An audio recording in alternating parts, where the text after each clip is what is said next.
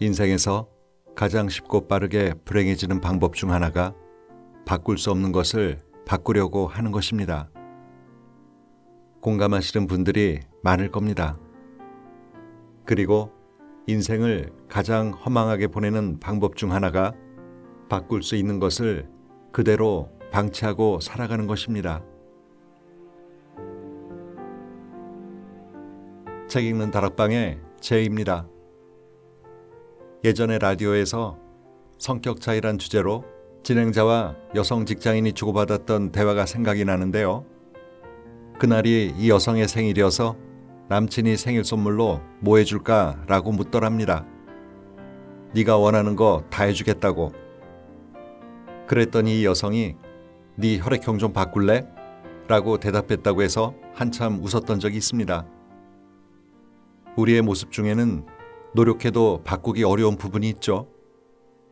바뀔 수 있는 것, 바꿀 수 없는 것을 잘 아는 것도 삶의 지혜가 아닐까 싶네요. 오늘 소개해드릴 책은 저녁달에서 펴낸 김경일의 지혜로운 인간 생활인데요. 부제로 님을 위한 행복한 인간관계 지침서라고 책 표지에 적혀 있네요. 이 책의 저자인 김경일 교수는 아주대학교 심리학과 교수이자 인지 심리학자입니다. 어쩌다 어른, 세바시 등에 출연해서 아시는 분들도 있을 것 같은데요. 서문을 통해 우리가 갖고 있는 것 중에 바꿀 수 있는 것과 바꿀 수 없는 것이 무엇인지, 변화 가능한 상황은 무엇인지 간략하게 살펴볼까요? 성격과 지능지수의 상당 부분은 타고납니다. 그러니 상수에 가깝습니다. 하지만 성품과 지혜는 좋아질 수도 있고 나빠질 수도 있습니다. 그러니 변수입니다. 그렇다면 상수에 대한 미련을 버리고 변수를 가지고 무언가를 시도해 보는 것이 가장 중요하지 않겠습니까? 실제로도 그렇습니다. 그리고 상수보다는 변수가 당연히 더 힘이 셉니다. 창의성은 상수처럼 보이지만 변수입니다. 타고나는 게 아니라 창의적으로 생각하게 만드는 상황으로 바꿀 수 있느냐 없느냐에 따라 나의 창의성이 달라집니다. 타인과 적정한 거리를 두면서 잘 지내는 능력도 타고난 성격이나 기질이 아니라 상황에 달려 있습니다. 이 책은 타인과 나, 그리고 삶 속에서 우리가 바꿀 수 없다고 생각해 왔지만 바꿀 수 있는 상황들은 어떤 게 있는지, 어떻게 하면 바꿀 수 있는지에 대해 구체적인 사례들을 들어 이해하기 쉽게 일러주고 있는데요. 그럼 그 이야기들을 함께 들어보실까요?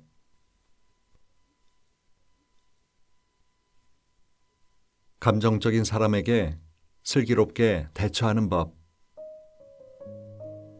파이어족이라는 말 들어보셨나요?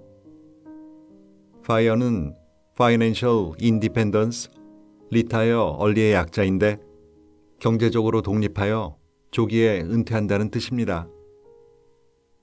요즘 2030 세대가 가장 꿈꾸는 성공의 유형이라고 하죠.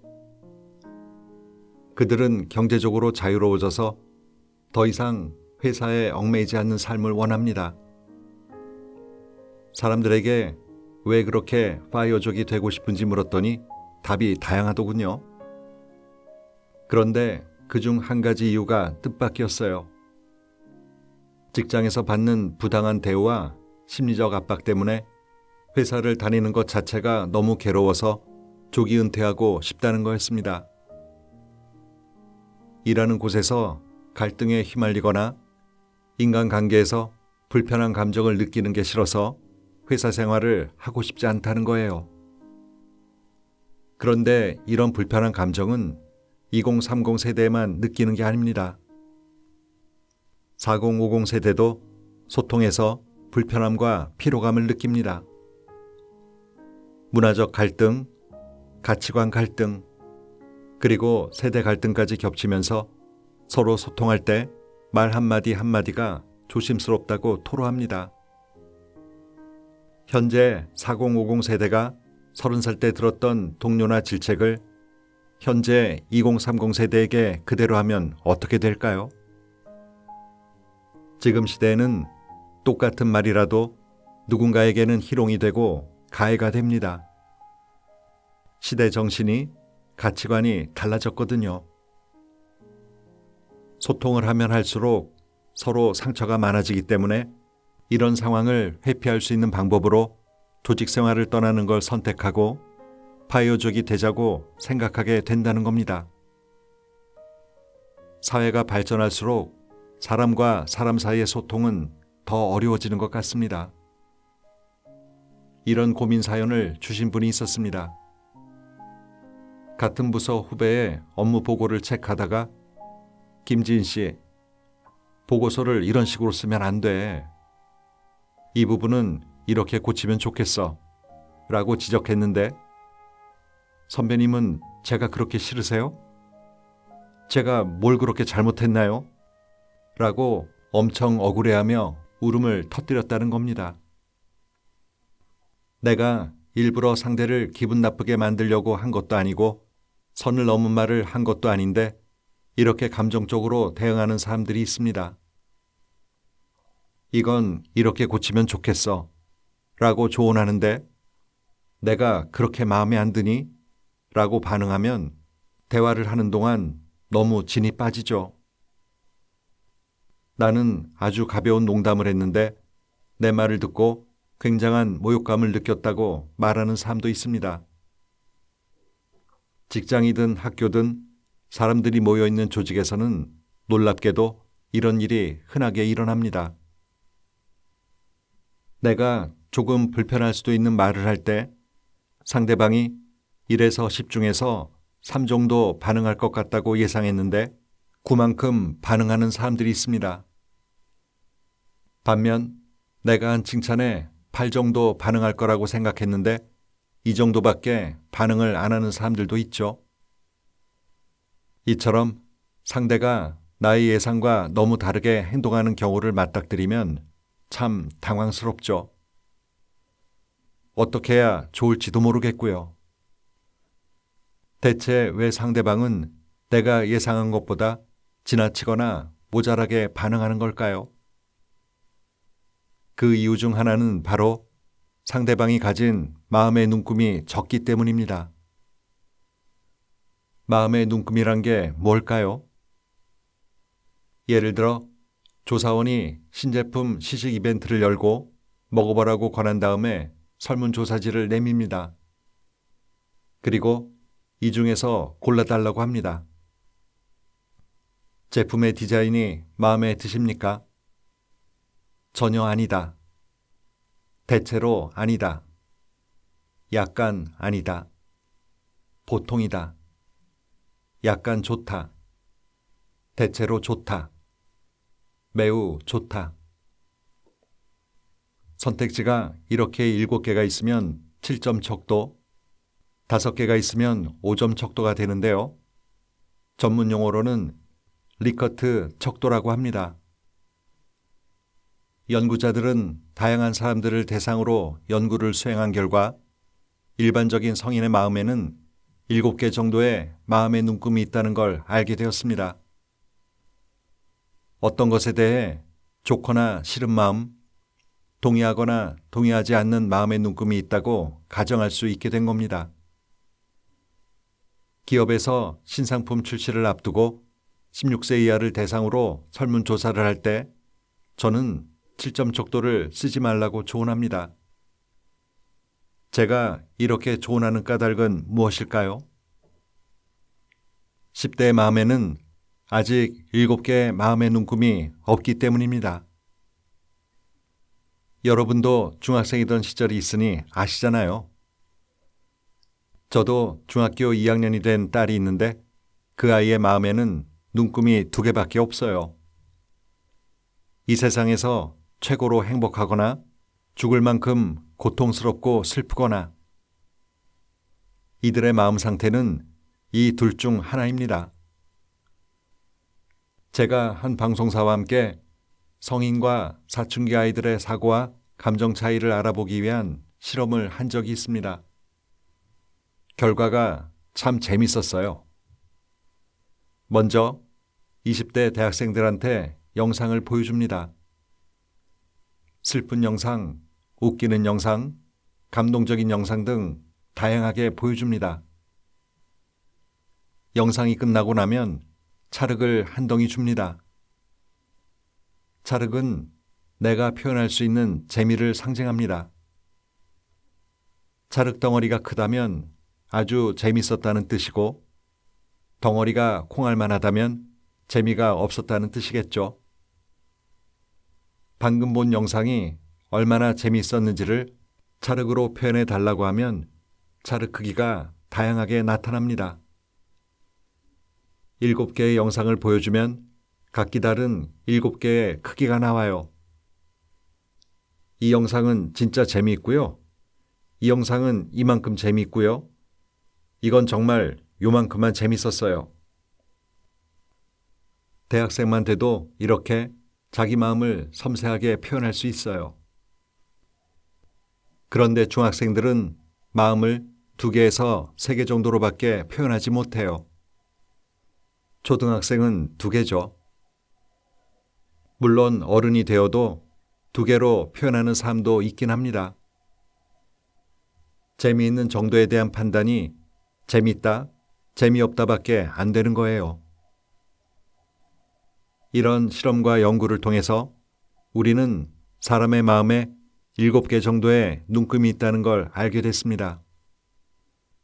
우리 모두가 알고 있다고 가정을 하는 거고요.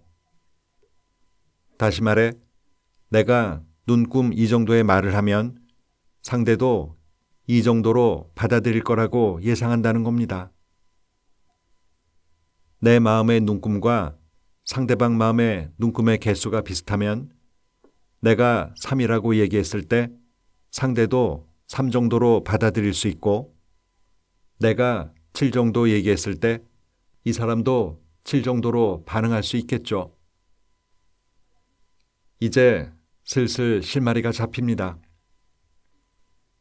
나는 마음의 눈금이 10개인데 상대는 눈금이 2개밖에 없는 거예요. 그럼 어떻게 될까요? 나는 3 정도의 지적하는 말을 했는데 상대는 몹시 흥분하면서 지구상에서 가장 큰 비난을 받은 것 같은 분노를 느낄 겁니다. 상대방의 마음의 눈금이 2개라는 것은 마음의 눈금이 아직 성장하지 못했다는 뜻입니다. 그래서 눈금이 늘어나지 않은 거죠. 그렇다면 내가 상대방 마음의 눈금이 성장할 때까지 기다려줘야 할까요? 아니면 나는 마음이 잘 성장한 사람과만 대화해야 할까요? 그렇게만 할 수 있다면 좋겠지만 세상이 그렇지 않죠.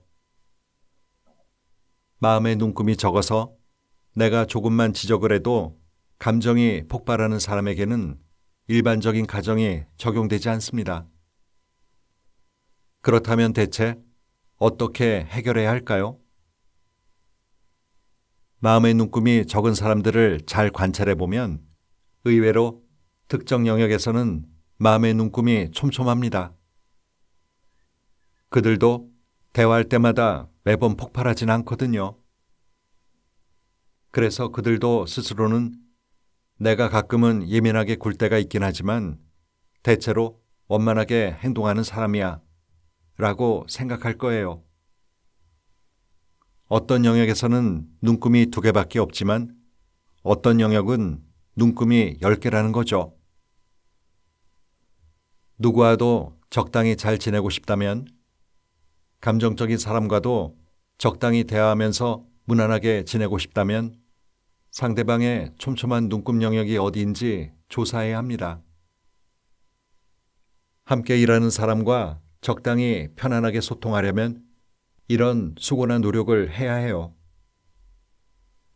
인간의 감정이란 절대적인 것이 아닙니다. 감정의 가짓수를 헤아리자면 끝도 없이 나열할 수 있습니다. 그 감정마다 눈금이 있고 사람마다 그 눈금의 개수가 다르다고 이해하시면 됩니다. 앞에서 선배에게 지적받고 감정이 폭발했던 김지인 씨는 지적받는다는 것에 대해 마음의 눈금이 두 개였을 거예요. 그래서 그렇게 폭발한 겁니다. 그러니 김진 씨의 마음에서 눈금이 촘촘한 감정이 무엇인지 찾고 그걸 활용해 내 감정을 전달해야 합니다. 보고서에 그렇게 쓰면 안 돼. 이 부분은 이렇게 고치는 게 좋겠어. 라고 말했을 때 지적받는 것에 대한 마음의 눈금이 두 개밖에 없던 김진 씨는 눈물을 흘리고 속상했죠. 여기에서 가능성을 찾아볼 수 있습니다. 이 사람은 슬픈 감정에 대한 눈금은 꽤 촘촘할 수 있어요. 그럼 나의 말을 어떻게 바꿔야 할까요? 보고서를 이렇게 써서 내가 좀 속상하네. 이 보고서를 본 사람이 김진 씨를 나쁘게 평가할까봐 슬프다. 내가 너를 지적하고 공격하고 있는 게 아니라 너를 염려해서 슬픈 감정을 느끼고 있다는 걸 표현해 주어야 합니다. 이렇게 마음의 눈금을 활용해서 갈등을 해결해 볼 수 있습니다. 눈금을 촘촘하게 만드는 건 인생이 성숙해진다는 뜻입니다. 성숙해진다는 건 마음의 눈금의 숫자가 많아지는 것이라고 봐도 무방합니다. 예를 들면 어떤 사람이 나한테 다가와서 하는 행동이 좀 거슬릴 때도 왜 그런 행동을 하는지 이해하고 넘어갈 줄 알아야 한다는 거죠. 가식으로 똘똘 뭉친 사람에게 필요한 것. 가식은 본 모습과 다른 모습으로 자기를 포장하는 걸 말합니다. 실제보다 더 착하게, 더 멋지게 보이려고 꾸미는 거죠. 가식적인 사람은 자신의 의도를 숨기고 타인에게 무언가 얻어내기 위해 친절을 베풀고 자기 편으로 만들기도 합니다. 그렇게 위선의 가면을 쓰고 자신의 세력을 만들고 목표를 성취해 나갑니다. 물론 귀여운 가식도 있어요. 제 아내나 어머니의 경우 매우 화가 나고 짜증스러운 상황에 있다가도 전화를 받을 때는 목소리가 솔톤으로 높아지고 상냥해집니다. 이런 건 상대방에게 잘 보이려고 착한 척 한다기보다 나를 잘 지키기 위한 가식이에요. 그런데 말과 행동이 무섭도록 싹 바뀌는 인간들이 있습니다. 자기 부서 직원들과 타 부서 직원들이 함께 미팅을 할 때는 협조적이고 자상했던 사람이 타 부서 사람들이 자리에서 빠져나간 후엔 태도가 180도 바뀌는 거죠. 상황에 따라 성격을 바꾸는 이중인격자, 삼중인격자, 사중인격자, 이런 사람들이 있죠. 사실 우리나라 사람들이 가식적인 경향이 강하긴 합니다. 우리가 나빠서가 아니라 우리는 어느 맥락과 어떤 상황에 있느냐에 따라 행동을 결정하려고 하는 성격이 있거든요. 성격이란 게 뭔가요? 성격이란 다른 사람이 그 사람의 행동을 안정적으로 관찰하게 해주고 그 사람이 자기 자신을 안정적으로 드러내도록 해주는 기질 요인이에요. 우리나라에서는 대부분의 사람들이 성격대로 행동하지 않습니다. 내가 어떤 관계 속에 있느냐에 따라 행동이 달라집니다. 이제 환갑이 넘어 점잖을 만한 사람이 동문회에 갔는데 나이가 제일 어리면 갑자기 가장 젊은 사람 역할을 자처해서 합니다. 수저와 앞접시를 세팅하고 노래방에서는 탬버린을 경쾌하게 치면서 선배님 화이팅을 외치는 거죠. 한편 이제 갓 대학을 졸업한 20대가 동문회에 갔는데 가장 나이가 많다면 언니가 요즘 힘이 없어. 반 50이라니 벌써. 술잔들 기력도 없단다 얘들아. 라고 하면서 갑자기 진시황의 자아를 발현합니다.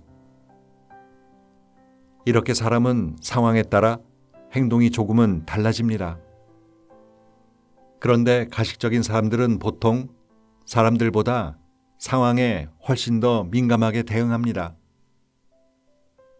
우리가 가식적인 사람들에게 당하지 않으려면 그들이 도대체 어떤 상황에서 민감하게 반응하고 가식적으로 행동하는지를 살펴봐야 합니다. 사람들은 어느 정도는 상황에 따라 다르게 반응합니다. 다른 말로 하면 분위기를 파악하는 거죠.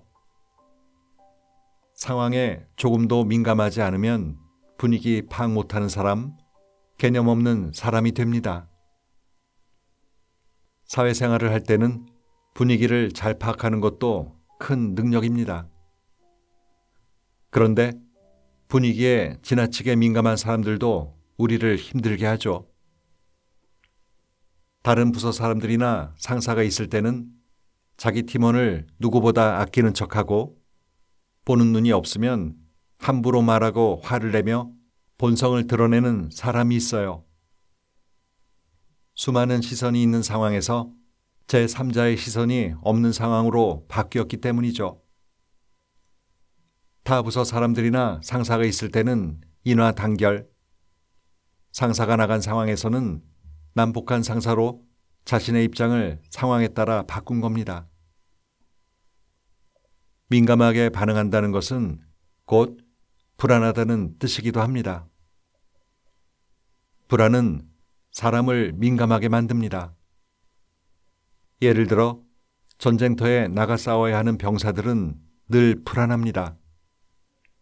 그래서 똑같은 상처를 입고 똑같은 병에 걸려도 민간인보다 훨씬 더 고통스러워합니다. 전장에서 부상을 당하고 고통스러워하다가도 들것에 실려 구급차에 오르면 신기하게도 고통이 줄어든다고 합니다. 더 이상 고통스럽다고 비명을 지르지도 않고 진통제를 달라고 소리 지르지도 않아요. 구급차에 탔으니 곧 병원으로 이송될 거라고 생각하니 안심이 되면서 통증도 참을 만해지는 겁니다. 불안하면 더 예민해지고 같은 통증도 더 강하게 느낍니다. 그러면 가식적인 사람들은 무엇 때문에 그렇게 불안을 느끼는 걸까요? 바로 고립입니다. 어느 쪽에서도 어느 상황에서도 고립되고 싶지 않은 겁니다.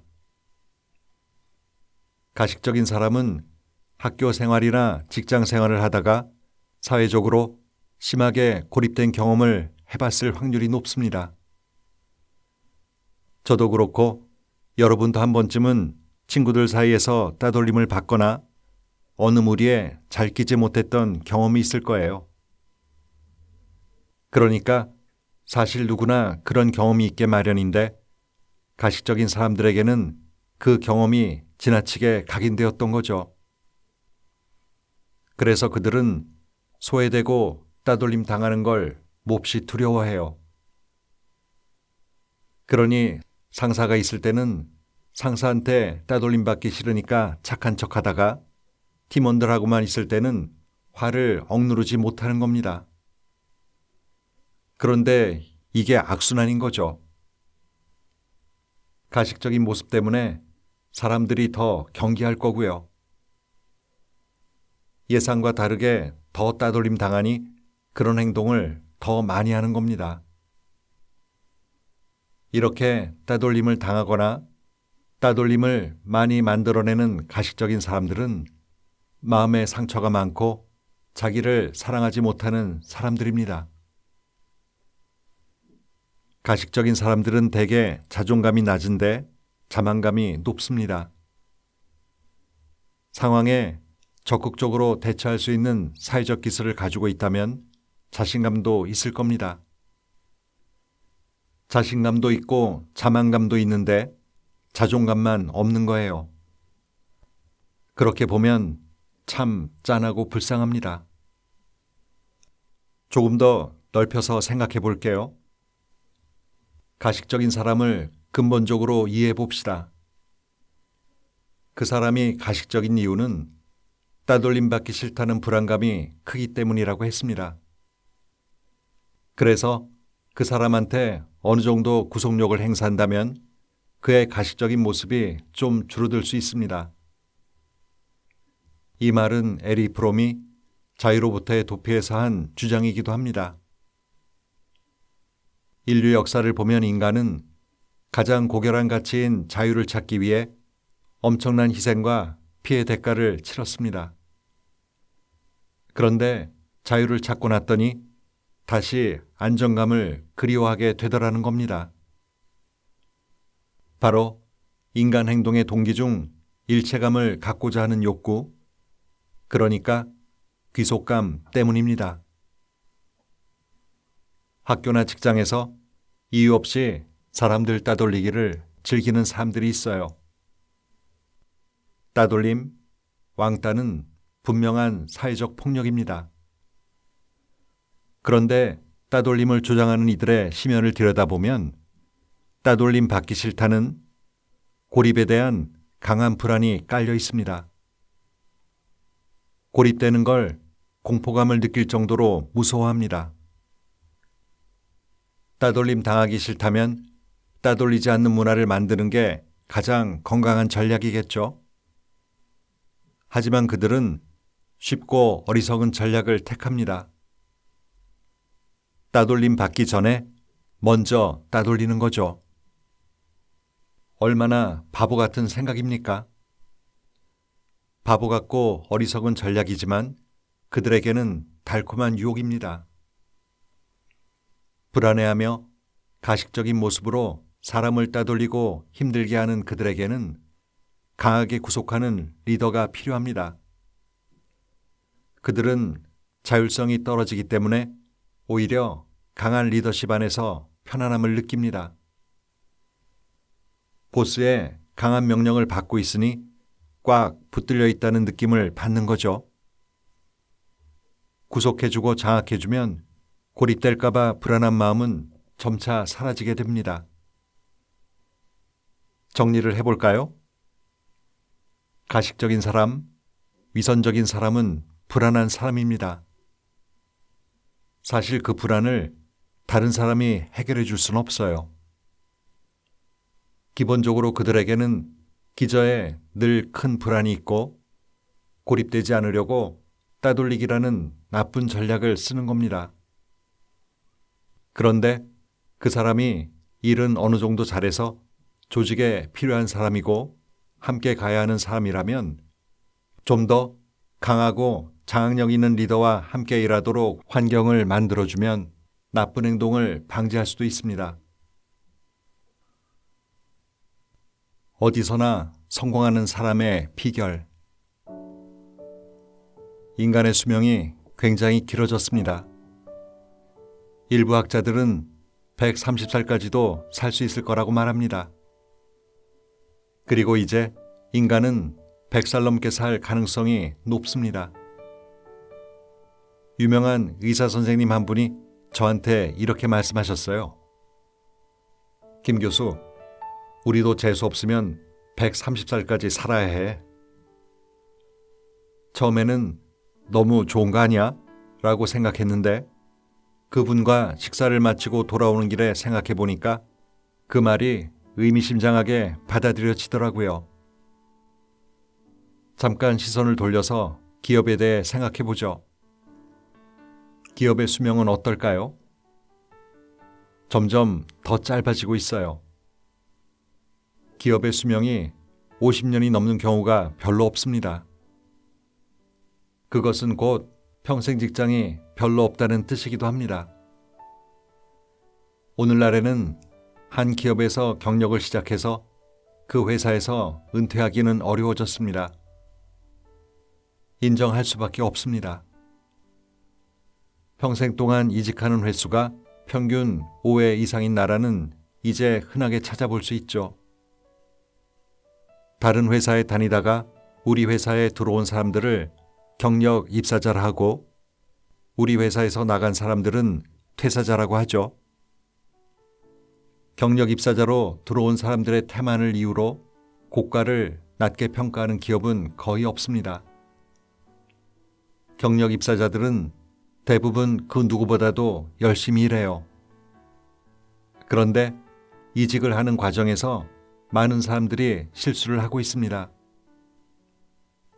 내가 왜 이직하는지, 그리고 이직한 뒤에 새로운 직장에서 무엇을 해야 하는지에 대한 이유를 반대로 알고 있는 경우가 많습니다.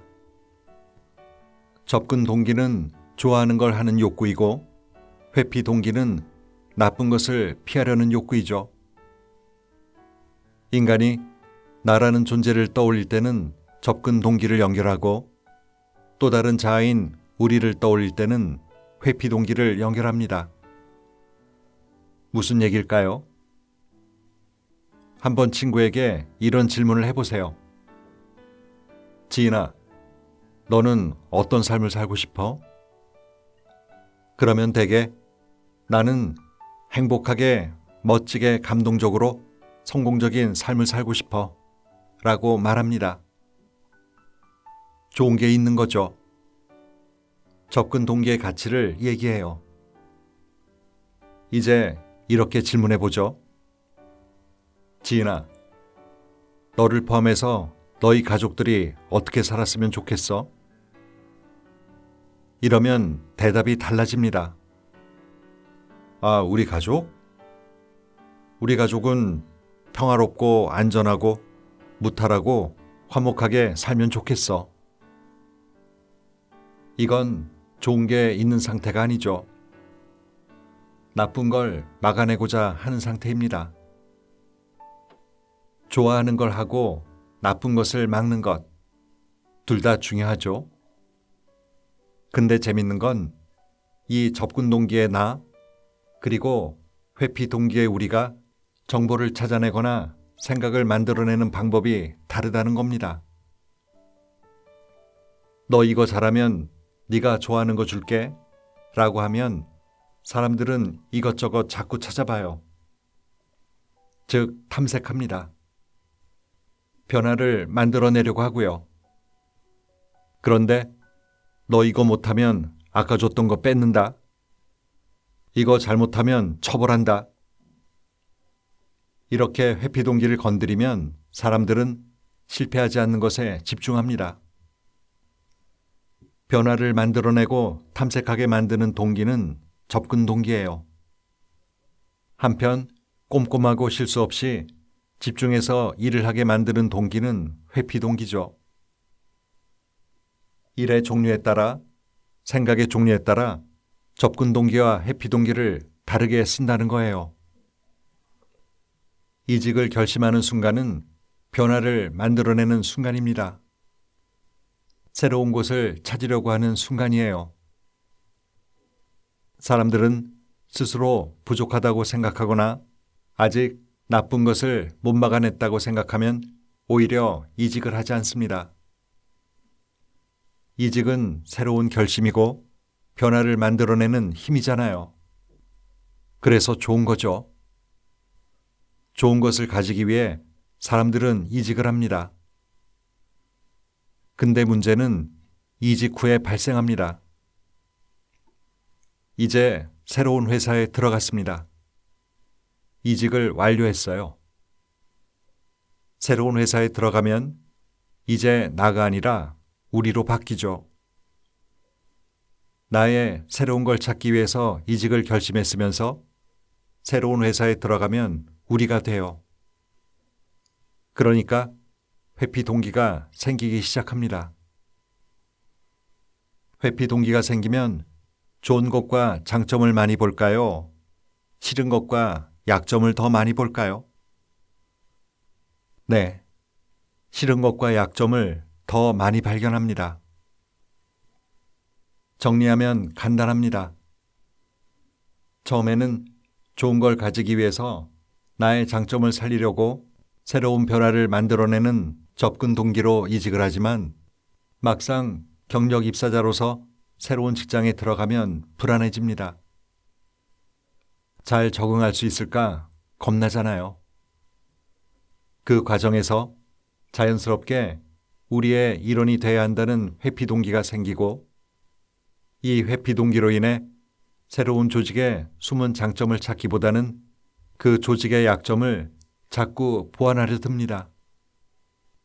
반대로, 와, 이곳에 이런 숨은 장점이 있네요. 모르셨어요? 라고 얘기하는 순간 조직은 자연스럽게 그러면 이 친구한테는 장기적으로 이 일을 맡기면 되겠다 라는 결정을 하게 됩니다. 수많은 이직자들은 조직이 나에게 장기적인 일을 맡기지 않는다고 불안해하다가 단기적인 관점에서 생긴 회피 동기가 버무려져서 스스로 악순환을 만들어냅니다. 조직이 나에게 장기적인 일을 부여하고 장기적인 프로젝트를 맡길 수 있도록 조직의 기존 구성원들도 모르고 있었던 그들만의 장점을 발견하는 것은 매우 중요합니다. 직장에서 가장 힘들게 하는 상사 또는 가장 싫어하는 상사의 유형은 무엇일까요? 바로 우유부단한 상사, 결정장애가 있는 상사라고 하네요. 많이 아는 것도 중요하지만 이것이 힘을 발휘하려면 좋은 결정을 해야 하는데요. 늦게 잡힌 회의가 길어지거나 피로와 스트레스로 몸이 지치면 이게 어려워지죠. 좋은 컨디션의 유지가 중요한 이유입니다. 또 결정이 늦는다고 보채기보다는 기다려주는 미덕도 필요하겠죠. 오늘도 좋은 하루 보내세요.